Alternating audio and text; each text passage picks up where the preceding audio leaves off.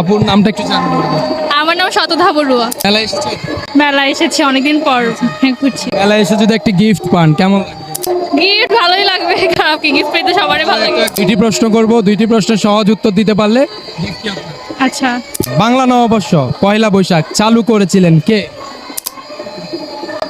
Option দিব? হ্যাঁ অবশ্যই।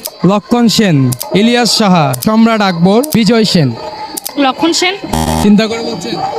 আমি আসলে শিওর না তো, কিছু না। আর একটু চিন্তা করবেন নাকি লক করবেন?